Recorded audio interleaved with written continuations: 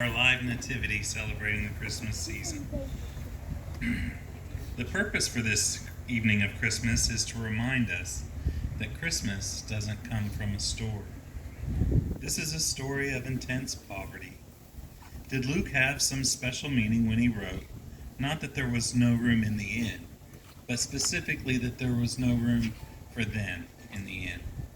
If Joseph and Mary had been people of importance or wealth, would they have found lodging, even at that busy time of year? Think of Joseph, that strong, silent, almost unknown man, who must have been more worthy than any other mortal man to be the guiding foster father of the living Son of God. What did Joseph feel as he moved through the streets of a city not his own, with not a friend or kinsman in sight, nor anyone willing to lend a helping hand?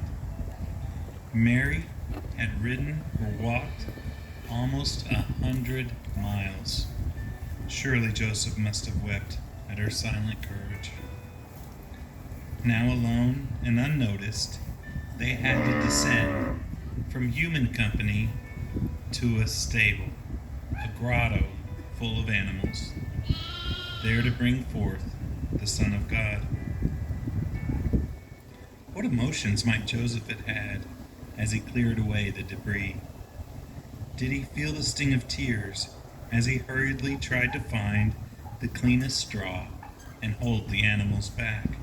Did he wonder, could there be a more unhealthy, a more despicable circumstance in which the Son of God could be born? Did he wonder, is this a place fit for a king?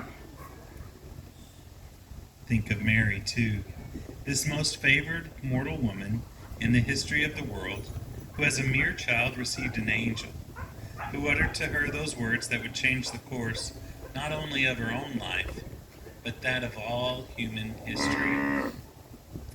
Hail thou that art highly favored, the Lord is with thee, blessed art thou among women. And her humble reply to the angel, Behold the handmaid of the Lord, be it unto me according to thy word. With only Joseph's inexperienced assistance, she herself brought forth her firstborn son. She named him Jesus, and she wrapped him in the little clothes she knowingly brought along her journey, and perhaps laid him on a pillow of hay.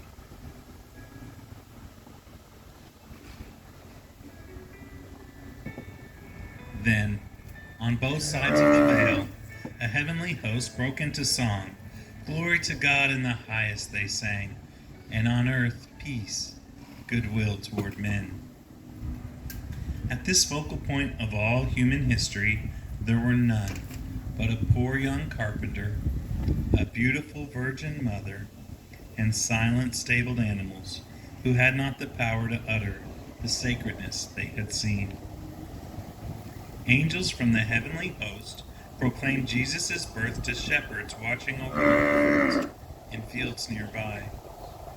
At first the shepherds were sore afraid at the angelic proclamation, but rejoicing in the good tidings, they became the first recorded witnesses of the babe wrapped in swaddling clothes and lying in a manger.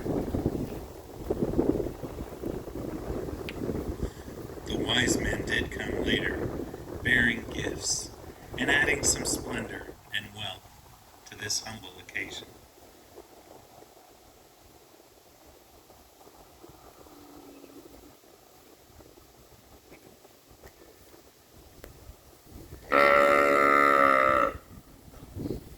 The gold, frankincense, and myrrh were humbly given and appreciatively received. And so our gifts should be every year and always.